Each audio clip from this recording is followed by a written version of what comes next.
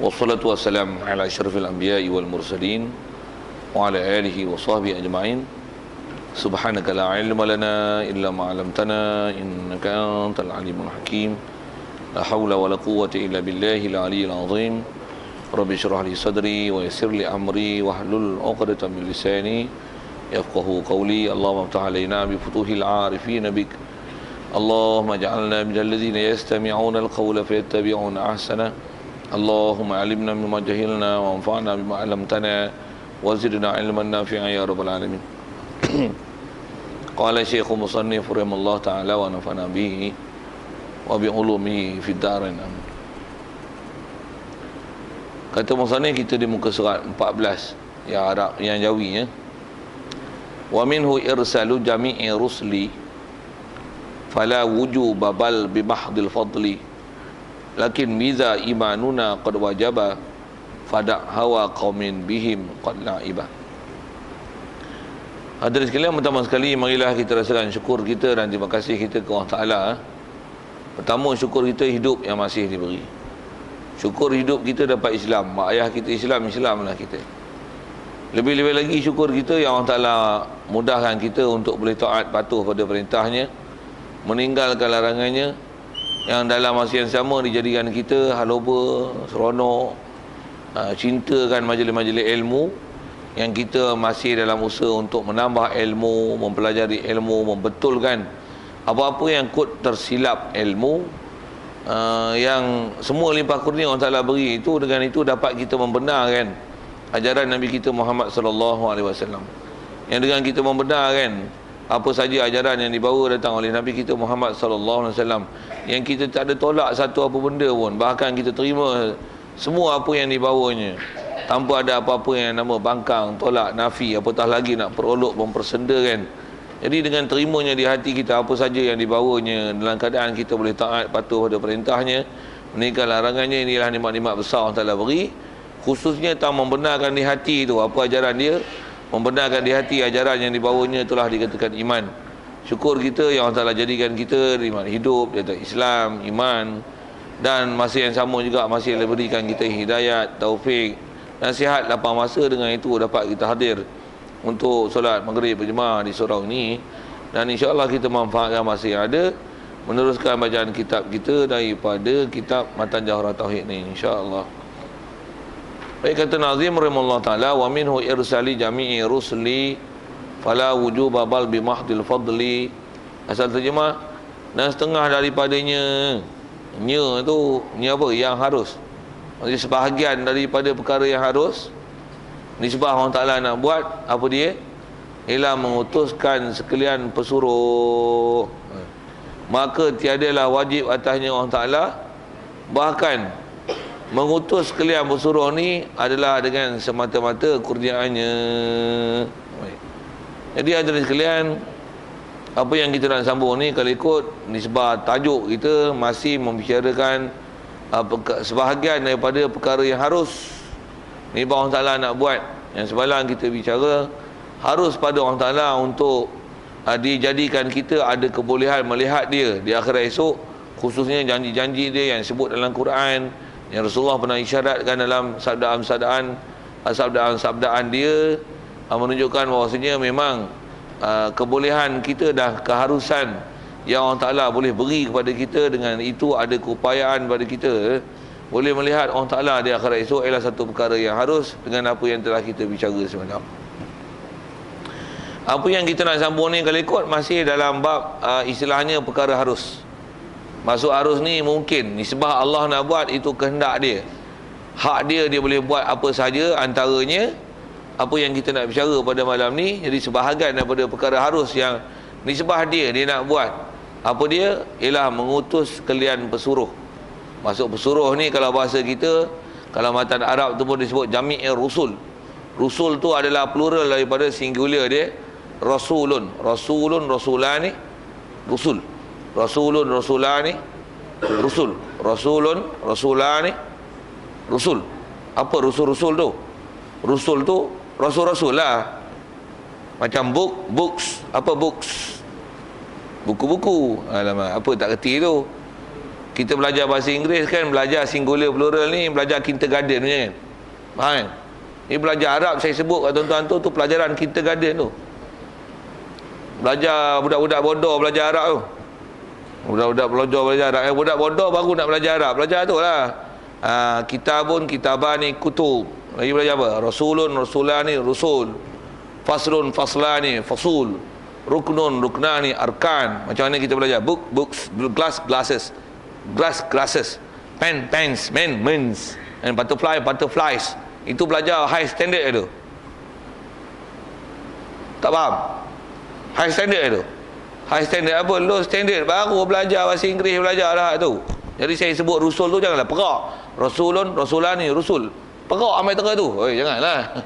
Itu baru belajar kindergarten punya level belajar Arab. Tuan-tuan dah perak gitu. Leceh tu. Pergi ngaji Arab elok-elok. Macam tu saja sikit nak sepak tu. Jadi asal kita bicaranya, ada rusul tu. Satu saya sebut perkataan tu. Antara perkara yang harus ni Allah Ta'ala nak buat ialah hantar rasul. Satu, kalau ambil hal kita dulu, kita ada rasul tak? Orang Melayu ada rasul? Orang Melayu ada rasul? Rasul Melayu ada? Macam mana pun kita ada rasul tu kan? Kita tu siapa? Semua umat dalam dunia ni ada rasul sekarang ni. Pasal apa? Pasal Allah Ta'ala yang hantar Nabi kita Muhammad SAW, walaupun dia bangsa Arab, yang Quran diturunkan dia dengan bahasa Arab, dia pun cakap dengan lugah Arab, tapi perutusan Nabi Muhammad adalah untuk the whole world. Tentu kan? Bahkan isyarat Quran bukan saja whole world tu, our world, the earth, planets earth, no, not earth only. Bahkan Allah Ta'ala sebut apa? Wa ma arsalnaka illa rahmatan lil alam, apa alamin, all the universe, not only the planet earth. Can understand me, isn't it? Cakap orang putih tu gaduh apa tu, orang tua ni yang melari. Okey, orang tua ni saya lah, orang tua. Jadi orang Ta'ala asal nak sebut nisbah dihantar Nabi Muhammad adalah seluruh alam. Satu, kita ni orang Melayu, walaupun Melayu kena ikut Rasulullah, yang walaupun Rasulullah bangsa Arab, Quran yang turun ke dia bahasa Arab, sabdaan dia adalah bahasa Arab, yang memang sahabat, tabi'in, tabi'in dan para ulama kita tu memang semuanya nak faham apa-apa pun mesti based on apa yang mereka faham dengan bahasa Arab daripada Quran hadis. Okey. Itu ke kita sikit. Jadi asal kita bicara ni, Allah Ta'ala nisbah dia nak hantar golongan ni, ada Nabi ke, ada Rasul ke. Macam kita sekarang ni, Rasul baru dah tak ada lah kan. Rasul adalah penutup. Nabi kita Muhammad SAW adalah penutup Rasul, betul? Kenapa gitu? Ikut dia nak hantar Rasul, tak hantar Rasul. Ikut dia lah, dia nak tutup ke tak tutup ke. Dengan maklumat yang kita belajar dalam bab i'tiqad, kalau Allah Ta'ala kata Nabi Muhammad penutup Rasul, tutup dah lah, tak ada lah, tutup dah lah. Kalau dia nak hantar Nabi Rasul tu pada kaum tertentu, umat tertentu, dan ada kaum dan umat yang dia tak hantar Nabi Rasul, macam mana nak selesai yang persoalan tu? Kalau ada orang tanya, kenapa Allah Ta'ala tak hantar kat Melayu, orang Melayu, Rasul Melayu? Kenapa? Senang cakap Melayu. Ni cakap Arab, payah nak belajar Arab pula. Semayang pun cakap Arab, semua cakap Arab, Quran Arab, hadis Nabi Arab. Kita Arab sebatang habuk pun tak tahu, Quran pun tak boleh baca, nak belajar Arab pula susah pula. Jawab. Hak Allah, dia nak hantar. Yang penting hang buat apa? Hak dia kan. Hak apa? Hak Allah. Sagi dia hantar Melayu lagi, baru tengah-tengah pula, tak mau ikut. Dah bahasa Melayu lagi, kena belajar sastra Melayu, kena belajar ni, dah merepek pula. Alamak, silap lah hantar Rasul Melayu. Kalau belajar Arab ke bagus, dah mengeluh pula. Saja nak jegah sikit tu. Pasal manusia ni memang yang jenis tak mau ikut ni, bagilah apa pun, dia tak mau ikut juga. Okey, macam mana pun sikit nak sebut, tanpa sikit kita nak bicara ni, hak Allah untuk dia hantar, tak hantar Rasul tu hak dia. Dia nak jadikan Nabi Rasul tu golongan siapa, daripada puak mana, kepada siapa, zaman bila, itu hak dia kan. Baik, jadi yang tu yang kita nak bicaranya, antara perkara yang harus limbah perbuatan Allah Ta'ala, harus untuk dia mengutus Rasul atau tak mengutus Rasul, mengikut kehendak dia, siapa yang dia nak hantar dan siapa yang dia hantar, dan siapa yang nak dia pilih, siapa yang dia tak nak pilih, ikut dia. Itu urusan kita. Jadi balik pada asal akidah yang kita dah ada, yang kita dah diajar apa dia, Nabi akhir zaman ini adalah Nabi kita Muhammad sallallahu alaihi wasallam. Dia untuk seluruh alam. Jadi semua bangsa, tak kira apa bangsa, apa bahasa kau duduk ceruk daerah mana, kau hidup zaman mana, zaman Tun Razak ke, zaman Mahathir ke, zaman Najib Tun Razak, anak Tun Razak, Najib ke, Datuk Hussein On ke, Hishamuddin On ke, tak kira on ke, off ke, out ke, down ke, tak kira kan. Sikit pi bahasa itu lah. Dah pemimpin kita nama gitu, pakai pi lah, guna pakai. Nak kata apa? Kaedah kita, dah kita ni Nabi akhir zaman yang Allah Ta'ala nanti adalah Nabi Muhammad sallallahu alaihi wasallam yang dijadikan tu penutup, khatamun nabiyyin. Dah khatam, penutup, takkan ada nabi-nabi dah. Jadi nisbah kita orang Melayu pun kena ikut Nabi dan Rasul yang Arab lah. Tu yang nisbah pensyariatan Arab tu. Walaupun Arab ni kalau ikut bangsa, pakaian pun asalnya bangsa Arab, pakaian Arab.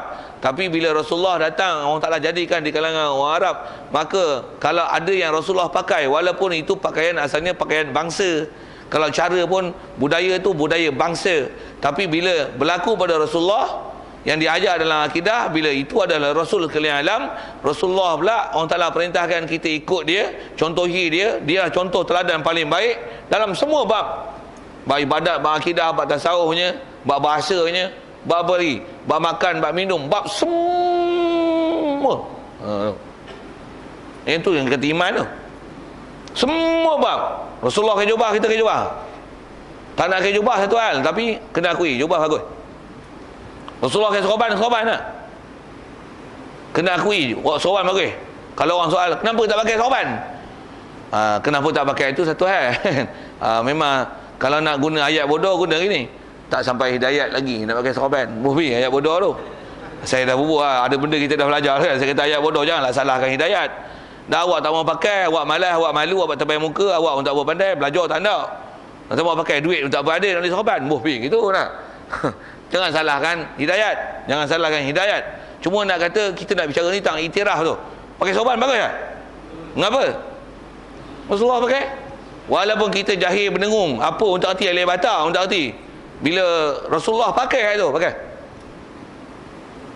Bukan nanti pergi haji. Sikit isu-isu sambil-sambil tu. Macam mana pun nak cerita apa? Tu akidah kita bicara ni. Pasal nisbah Allah Ta'ala hantar Rasul, tu hak Allah Ta'ala dia hantar Rasul, dijadikan Rasulullah penutup Nabi dengan Rasul, asal bicara situ, dan dijadikan Rasulullah adalah contoh ikutan paling baik. Jadi apa-apa kita hal pun macam mana? Balik kepada apa? Rasulullah. Balik Rasulullah. Rasulullah pakai kot tak? Rasulullah pakai kot tak? Pakai tie tak? Tak ada Untuk mana elok? Pakai jubah, pakai kot? Pakai jubah. Mesti iktiraf. Untuk orang pakai kot apa? Memang boleh pakai kot, harus. Tapi kalau orang kata mana yang lagi bagus? Pakai jubah. Pakai tie? Baik pakai kepiah lah. Nak faham lagi betul ke? Belum tak lagi betul lah. Lagi betul lah. Fahaman kita ke Rasul tu. Tu yang kalau pakai kopiah, pakai tie, mana bagus? Pakai kopiah lah. Tu suruh orang Hindu pakai kopiah boleh tak? Apa masalahnya? Orang Islam tentulah suruh pakai sorban. Dah Hindu suruh pakai kopiah, betul tak? Betul tak? Kalau kata boleh ke suruh orang Hindu pakai sorban? Dengar saya sebut. Boleh ke suruh orang Hindu pakai kopiah? Dengar saya sebut. Orang Melayu pergi sekolah pakai tie tak? Tuan-tuan tak tahu? Awak perak itu duduk Jepun ke apa ni, takkan tak faham saya tanya apa. Anak-anak tuan-tuan pergi sekolah pakai tie tak? Itu bagus pakai tie. Tadi kata ikut pakai sorban elok, pakai kopiah elok. Orang Melayu ni Kristian ke? Islam. Antara pakai tie dengan pakai kopiah mana elok? Sepatutnya, kesewajarannya, wajarnya, patutnya, sayugianya, munasabah dengan Melayu apa? Kopiah. Ya. Apa yang beda Melayu songkok lah. Ni suruh pakai apa? Pakai tie. Tie ni budaya siapa? Budaya Yahudi bangau. Yahudi pun tak apa pakai tie.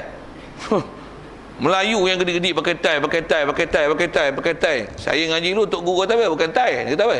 Tai.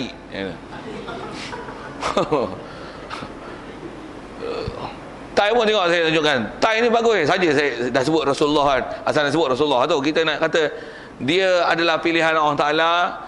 Rasulullah nak pilih Rasul ni hak Allah Ta'ala, waktu dia pilih, dia jadikan kita suruh ikut Rasul, kita mesti taat ke Rasul, nak sebut gitulah kan, asal nak syarah itu. Baik, tengok tie lah, orang tak tahu pakai tie macam mana, macam ni kan, betul kan? Apa tahu macam mana, macam ni kan, betul macam ni kan, betul macam ni kan, betul macam ni kan, betul tak? Nampak tu? Apa tu? Salib. Keras tu. Tak tahu kan? Hari ni baru tahu. Jangan buat leceh. Cuma benda tu halus lah.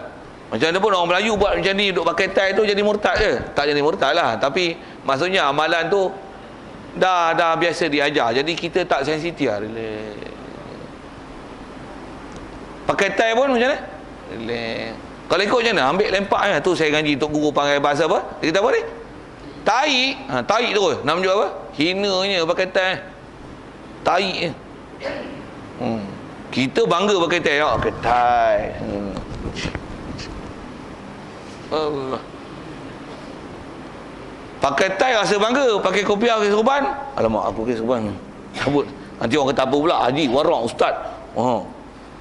Ada janggut, temu janggut, nanti orang kata ustaz pula, susah pula, cukup habis, licin. Sampai ada yang perli pula, apa janggut macam kambing.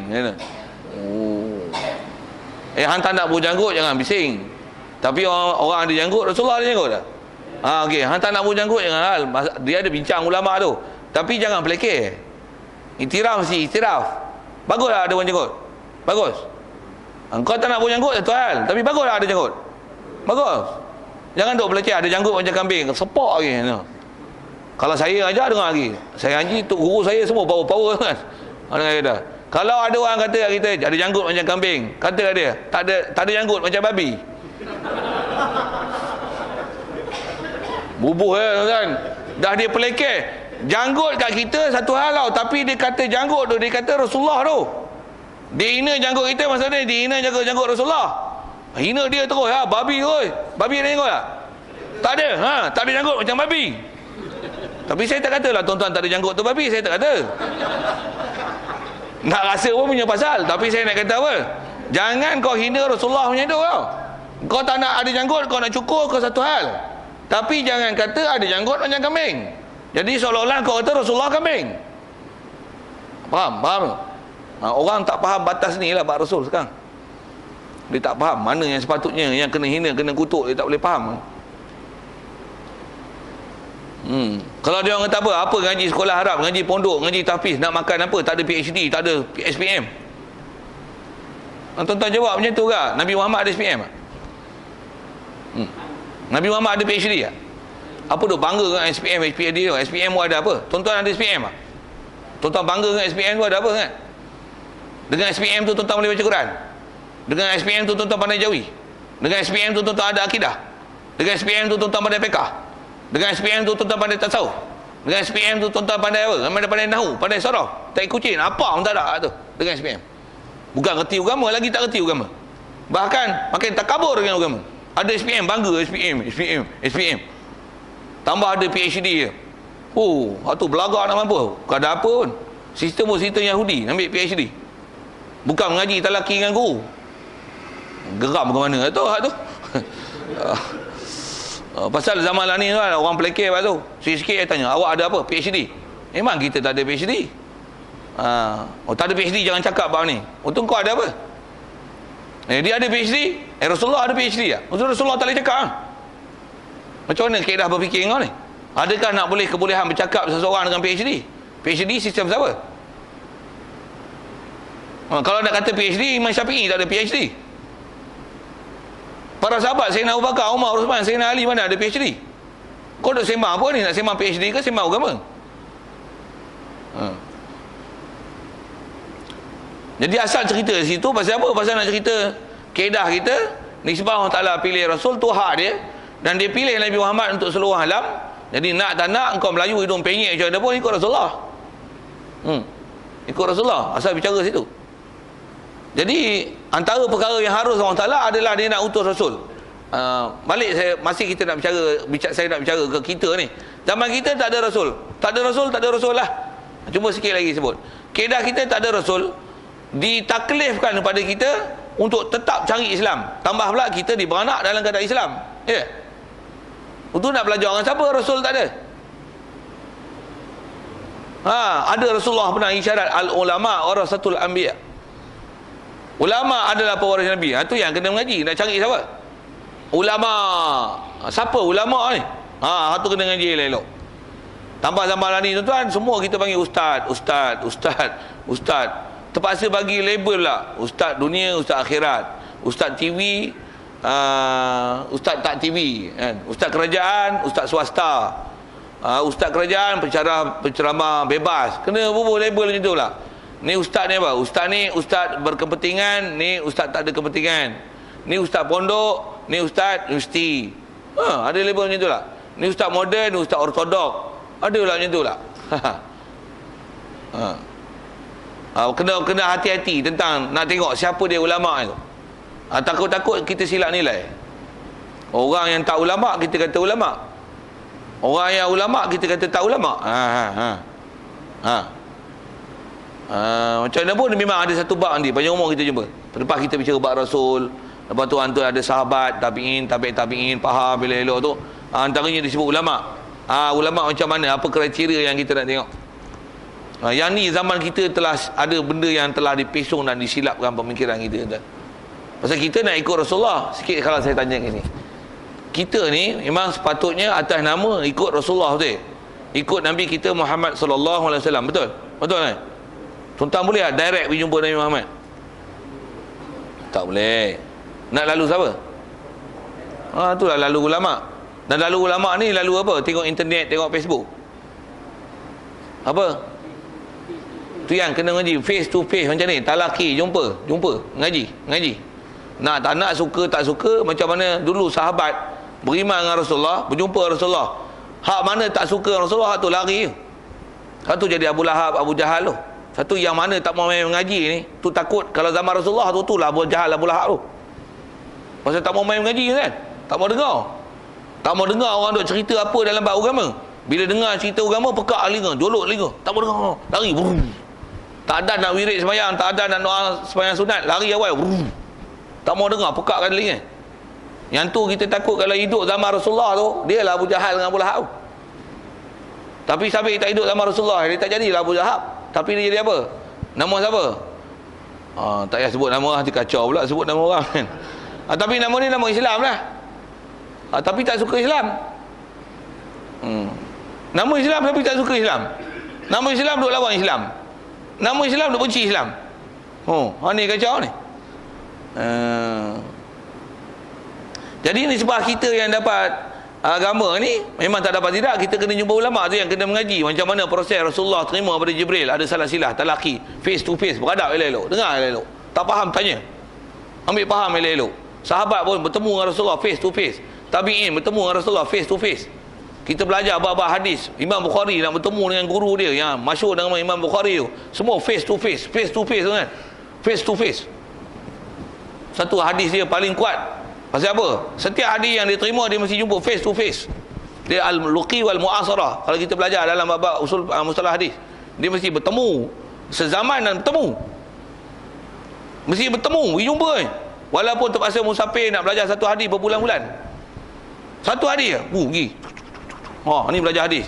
Walaupun pergi-pergi tengok orang nak riwayat hadis tu, tengok dia menipu. Bukan menipu orang, tipu apa? Tipu kuda dia. Dia angkat jubah macam nak bagi rumput, kuda pun datang, lepas-lepas tak ada apa, kuda pun ditipu. Orang macam ni tak boleh terima hadis dia. Sampai tu tuan-tuan, ulama' kita dulu. Pasal apa nak tengok salah silah, terima sanad, mesti proses yang betul. Bila proses yang betul, itu menjamin proses penerimaan yang betul. Asal saya nak cerita ialah kita ni dah Rasul tak ada, apa kaedah kita? Tengok ulama'. Saya nak sebut tentang ulama' tu pasal apa? Pasal nak sebut siapa, kita kena wajib belajar dan tengok elok-elok, nilai elok-elok, dan wajib pergi tuntut ilmu sampai kita boleh kenal siapa dia di depan kita ni. Pasal tengok ustaz macam satu sama, macam label aja, sama je, tapi tak sama kan. Ada istilahnya hak dan batil. Di depan kita ni ada istilahnya kaca dan permata. Kita kena kenal mana dia permata dan kaca. Kadang-kadang harga mahal, rupanya kaca. Kadang-kadang jual murah, kadang-kadang itulah permata asli. Faham saya apa ni? Saya guna bahasa kiasan tu. Kita tak kenal macam mana? Tengok yang orang pakai rebut itulah permata. Padahal itu kaca. Tapi yang permata ni orang tak nak, padahal itulah permata. Boleh faham? Saya tanya tau, saya dah tengok permata dan kaca, tuan-tuan boleh nilai. Duduk depan kita tuan.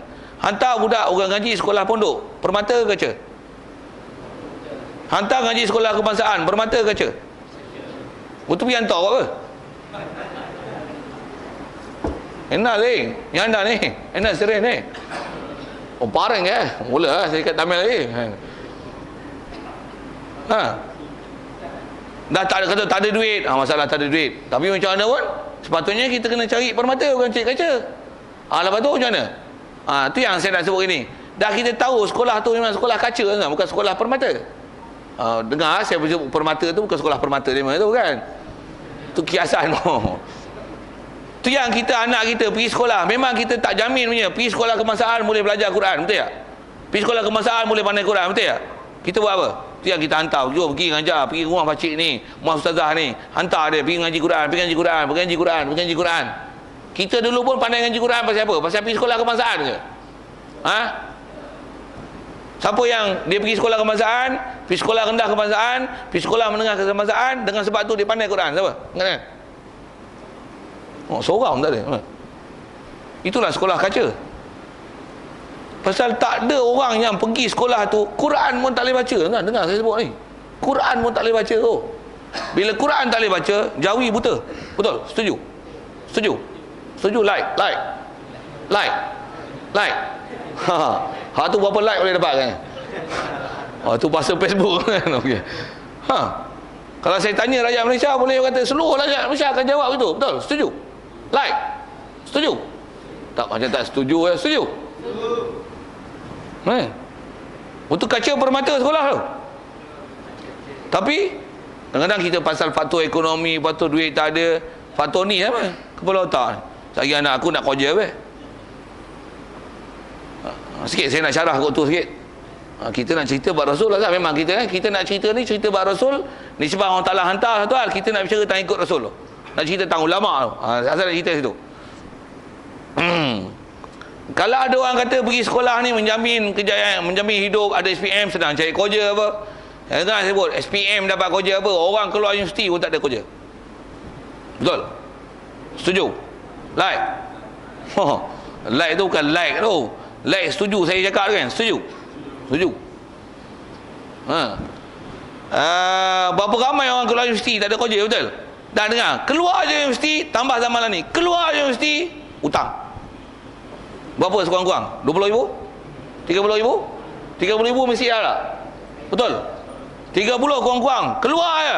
Kau diploma, kau ijazah, lagi tinggi, lagi banyak kau banyak. Kau ambil, lagi banyak kau punya loan, lagi banyak kau punya hutang. Ini jamin kejayaan hidup. Ini jamin kejayaan hidup. Itu mana kejayaan hidup? Itu semua kaca semua tu. Itu tujuan pun buat apa? Cari duit. Tu yang jadi lembu cucuk hidung. Pagi janji negaraku. Negaraku. Negaraku. Sikit cerita ke negaraku tu sikit. Lepas tu, senaman aerobik setengah jam. Mula saya gerah saya sebut itu. Okey. Semua kaca tapi kita hidup banyak zaman kita. Itulah masyarakat kita. Ya. Yang hidup yang dapat waktu permata ni tak apa nak hantar. Nak pergi hantar sekolah agama pun tak apa nak agama. Nak pergi hantar sekolah pondok tak malah. Nama pondok-pondok. Sekolah pondok ni sekolah apa ni?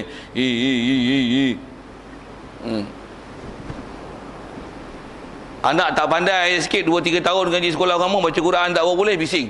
Kau belajar apa kat sekolah? 3 tahun dah duduk pondok, tak boleh belajar apa? Dapat apa pun tak boleh. Yang anak dia sekolah kebangsaan 11 tahun SPM, bodoh apa pun tak tahu. Buat karangan pun dapat E kan, orang Melayu. Tak pernah merepek pun, tak pernah bising. Hantar anak 3 tahun nak suruh jadi ulama. Mana nak boleh? Faham saya nak cakap apa ni? Macam mana kepala otak ni nilai tu? Saya ada, yang baru ni pun ada budak-budak saya seorang mengadu hal. Dia memang duduk pondok daripada tingkat 1. Sekarang ni dia dah ambil SPM dah ni. Tapi SPM pun duduk sekolah Arab dengan pondok lagi. Banyaklah belajar. Jadi dia ni memang budak ni nak kata lembam pun tak juga, nak kata malas tak, budak jahat tak, budak bagus. Taat. Tapi jenis tak boleh ingat, ialah bukan belajar semua orang boleh dapat kan. Dia take time. Syarat take time terus dia nak proses, nak pandai tu. Baru 5 tahun. Bapak dah bising lah. Engkau tahun depan apa ambil SPM, tengok tak ada apa-apa, berhenti pondok, tak usah duduk belajar. Budak ni reti berapa? Sampai dia minta nasihat saya, menangis-nangis tanya, Ustaz, macam mana saya nak cakap bapak saya? Saya sayang mengaji Ustaz, kata dia. Ambil bapak saya macam ni, kata dia. Macam mana saya nak jawab? Payah agak kita nak jawab tu. Nak main kasar anak. Macam mana nak jawab? Kalau tuan-tuan jawab ke ni? Sepak je. Okay. Sepak. Saya kata lah, jawablah pelan-pelan. Kalau kata adik-beradik ada sekolah kebangsaan? Ada. Saya ajar dari Ujah itu. Ada. Ada tak yang SPM? Ada. Dapat cemerlang tak? Dia buat macam ni. Saya kata tu Ujah bagus. Bagus apa? Cakap kat abah macam ni nanti. Apa dia? Kalau kakak tu kakak dia. Saya teka je. Saya tak kenal pun ada kakak ke abang ke. Kakak tanya kat abah, saya baru 5 tahun sekolah pondok. Tu pun abah tengok saya ni jahat ke? Dulu saya tak sembahyang, saya boleh sembahyang. Dulu saya tak boleh baca Quran, sekarang boleh baca Quran lah. Jadilah abah. Jadi saya belajar sekolah pondok, memang pondok ngaji tu. Yang nak jadi orang agama. Saya tak mengapu, saya tak pergi merayau malam-malam duk jumpa orang berpelesiran sana sini. Abah nak saya duduk berpelesiran gitu. Itu satu. Itu saya kata, kakak tu contoh abah. Abah nak suruh saya masuk ke sekolah kebangsaan ke? Kakak tu 5 tahun, 6 tahun dah sekolah rendah, 5 tahun dah sekolah menengah, 11 tahun abah. SPM tak lulus abah. Biasa Malaysia E abah. Dia orang Melayu, anak abah je. Tu kasar tu. Bahasa orang Melayu, cakap Melayu di rumah, bahasa ibu dia Melayu. Tu memang keturunan Melayu, keturunan semua Melayu. Belajar sekolah kebangsaan, sekolah kebangsaan, sekolah Melayu orang Melayu, sekolah rendah, SPM, bahasa Malaysia E, D.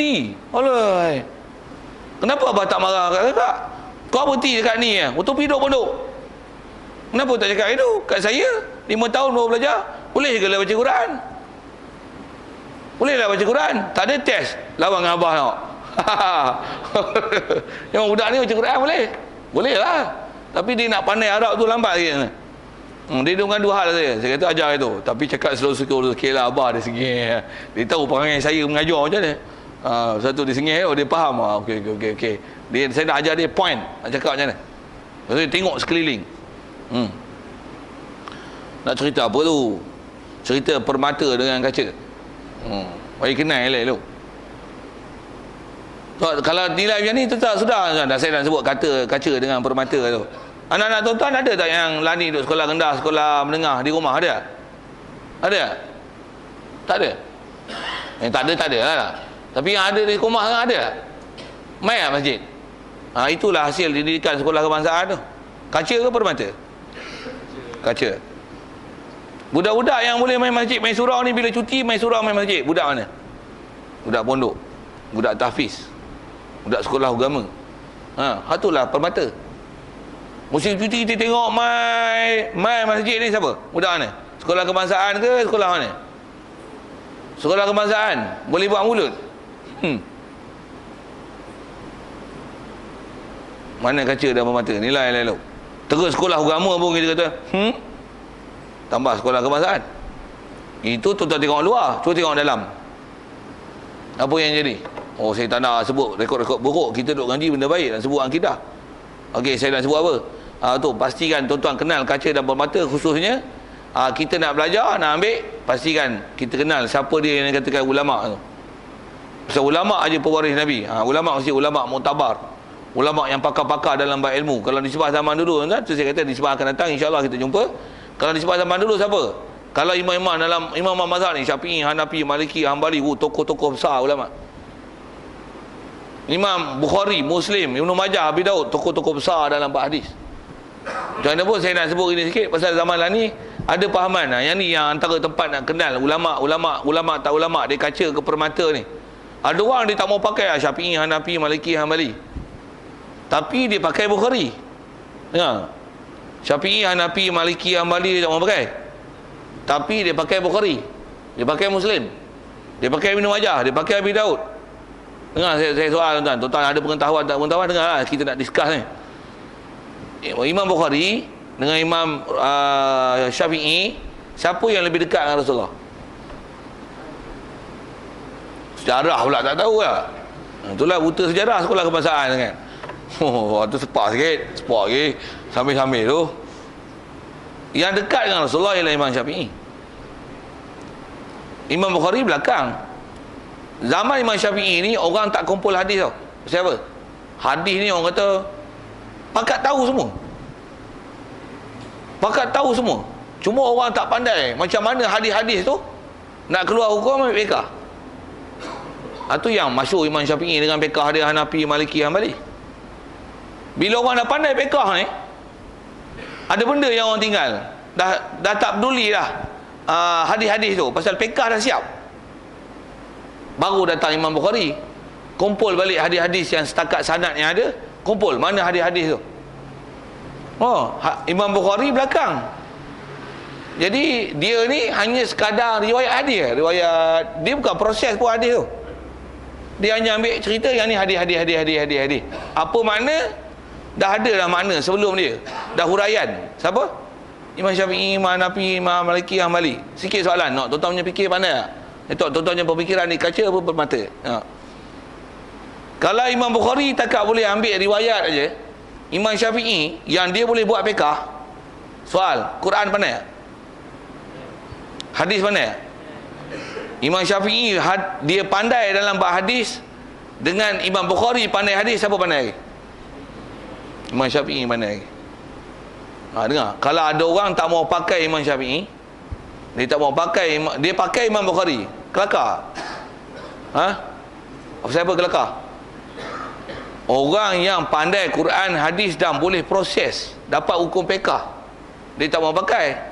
Dia nak pakai orang yang kumpul hadis saja, lepas tu dia bukan ahli proses. Dia cuma riwayat, cerita je hadis. Hadis ni hukum apa? Tak sebut pun. Pasal dia hanya riwayat, ambil ni hadis.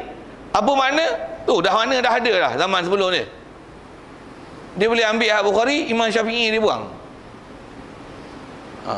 Saya nak tunjuk, kata nak kenalkan tuan-tuan siapa dia yang sepatutnya kita nak ambil di kalangan orang yang dinamakan ulama untuk jadikan panduan.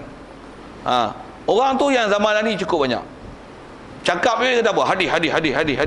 Quran. Imam Syafi'i kita tak payah ikut mazhab. Kelakar kan? Dengar saya sebut, kelakar. Tak kelakar? Maksudnya tuan-tuan ni kaca. Tuan-tuan tak boleh menilai. Tuan-tuan kena kaji sikit apa saya cakap tu. Nak cerita apa ni? Nak cerita ulama warasatul anbiya. Nak suruh tuan-tuan menilai kaca dan permata. Sikit panduan di situ, balik kitab kita. Okey. Apa dia? Allah Taala harus untuk dihantar rasul. Dah asal bicara rasul yang dihantar akhir zaman adalah Nabi kita Muhammad sallallahu alaihi wasallam. Dan kat kita tak ada dah nabi baru. Nabi yang baru tu takkan ada. Dengan datangnya Rasulullah menutup semua segala rasul. Asal berakidah nak bicara tentang lantikan jadi rasul ni adalah bukan kerja kita, tapi dia adalah hak Allah Taala. Allah lah memilih siapa dia nak pilih. Okey, itu asal akidah lah. Benda tu pun rasanya tak susah, kita boleh faham dengan mudah. Bab nak kenal ulama tu yang susah tu yang saya panjangkan sikit ke situ. Okey. Baik, di atas kata Allah Taala harus pada dia untuk utus rasul ke tak utus rasul, maka tiadalah wajib atasnya Allah Taala. Tak wajib apa? Tak wajib mengutus rasul. Mengutus rasul bukan wajib. Satu, di atas mengutus rasul tak wajib. Dengar pernyataan tu. Allah Taala tak wajib mengutus rasul. Mengutus rasul kepada makhluk adalah harus. Satu, kalau kata bolehkah ada umat dia tak hantar nabi, tak hantar rasul, boleh? Boleh, tak ada masalah. Tak ada masalah itu. Cuma sedikit peraturan hukum yang kita kena faham. Apa dia? Mana-mana umat dihantar nabi dan rasul. Bila dihantar nabi dan rasul, ada maklumat yang Allah Taala perintahkan melalui nabi rasul ni untuk disampaikan. Siapa yang sampai seruan itu, sampai ajaran itu, wajib mereka beriman dengan rasul tersebut. Siapa tak ikut, istilahnya tak ikut, bahasa dia kafir, ahli neraka, kekal abadi selama-lamanya. Out. Mana golongan yang tak terima, tak ada rasul langsung. Tak ada rasul langsung. Jadi dia tak sampai syariat, betul tak? Tak ada rasul. Mana, macam mana dia nak kenal Allah Taala? Walaupun dia ni jahat, bunuh orang, zina, arak, judi, bunuh diri pula tu. Nisbah kafir, malah kafir. Macam mana akhirat esok? Dengan rahmat Allah Ta'ala bebaskan dia daripada api neraka, pasal dia tak ada apa-apa hukum kena kat dia. Yang inilah dipanggil ahli fatrah. Ahli fatrah, ahli fitrah. Mana? Fitrah tak biasa dengar, fatrah tak biasa dengar. Wow. Dengar saya sebut, ambil ya. Ahli fatrah maksudnya ahli yang terputus Rasul. Dia tak ada Rasul. Dia tak sampai seruan Nabi Rasul. Allah Ta'ala tak hantar Rasul pada dia. Sama ada tak hantar Rasul, ataupun tak sampai seruan Rasul, ataupun tak sampai dakwah Rasul, ataupun tak sampai apa-apa ajaran Rasul-Rasul. Macam zaman kita lah ni, ada orang kafir yang tak sampai seruan Islam. Tak pernah ada orang ajar Islam kat dia, dan jelaskan Islam kat dia. Tu istilahnya ahli fatrah. Memang nama dia kafir, memang nama dia kafir. Kalau mati kafir pun nama dia kafir, pasal status dia kafir, tak beriman. Tapi di atas kata tak sampai seruan Islam, akhirat esok dia lepas pada api neraka. Dengan rahmat Allah Ta'ala masukkan dia dalam syurga. Pasal apa masuk syurga? Pasal ahli fatrah. Antara ahli fatrah tu adalah mak dengan ayah Nabi kita Muhammad SAW. Pasal dia tak dan jumpa Rasulullah dengan keadaan Rasulullah jadi Nabi Rasul. Sebelum dia adalah Nabi Ismail, Arab. Tempoh dekat dah 1000 tahun. 1000 tahun lebih rasa tak silap saya. Saya pun tak kira betul-betul angka tu. Pasal Rasulullah dengan Nabi Isa 571. Nabi Isa untuk Bani Israel di Palestin tu. Dari sebelum Nabi Muhammad, yang bangsa Arab adalah Nabi Ismail. Nabi Ismail dengan Rasulullah tu lama tu. Jadi banyak dah perkara yang telah diputar belik yang macam-macam, sampai tak ada dah ajaran Islam yang sebenar. Sampai nak memahamkan Tuhan sebenar ialah Allah, yang Tuhan satu, tak ada dah pakat sembah berhala habis. Jadi kalau mak ayah Nabi, memang mereka tak sembah berhala, tapi nisbah tak beriman, memanglah kan, tak beriman lah. Tapi ahli syurga, ahli neraka. Pasal apa? Istilahnya ahli fatrah. Ahli fatrah. Jaga. Zaman ni ada golongan Salafi Wahabi. Dia kata mak ayah Nabi masuk neraka. Jaga tuan. Diguna hadis dia. Salah tu pendapat tu. Sesat tu. Yang tu yang kata, saya kata tu, kalau ada tu jaga tuan. Di sepas golongan ni, golongan macam tu nama Salafi Wahabi. Dia akan berhujahkan hadis. Yang ulama kita dah selesai kan, Imam Syafi'i, Hanafi, Maliki, Hanbali, imam-imam dalam bab fiqh ni, dan mereka ni masyhur dalam bab fiqh. Mereka juga masyhur dalam bab tauhid, tapi pasal fiqh tu masyhur lagi. Mereka juga ahli tafsir, tapi pasal fiqh tu masyhur lagi. Mereka juga ahli hadis, tapi fiqh tu masyhur lagi. Mereka juga ahli hadis, mereka juga ahli nahwu, mereka juga ahli saraf, mereka juga ahli tafsir, mereka juga adalah ahli tasawuf, tapi fiqh tu masyhur kat dia. Pasal ulama dulu dia tak ada fiqh je pandai, tak ada. Cuma yang tu masyhur kat dia. Tapi fiqh macam mana? Semua ada. Tauhid, fiqh, tasawuf, apa ilmu kena, semua ada. Cuma masyhur kat dia tu. Tu ulama dulu kalau katalah pandai ilmu hadis. Hadis ada, fiqh ada, tasawuf ada, semua ada kan. Dia lah orang yang sangat pakar dalam ilmu, cuma yang tu masyhur kat dia.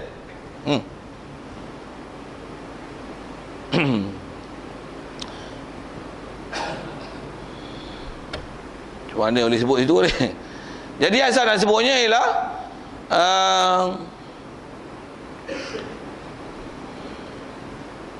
dah sebut masyhur tu lupa lah. Pergi mana ni?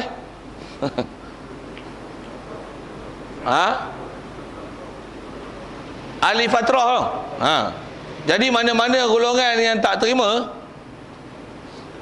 Nabi Rasul, jadi istilahnya ahli fatrah, ahli syurga lah. Sebut itu, mudah yang itu. Dan hari itu rasanya dalam bab Islam iman saya dah jelaskan sikit itu.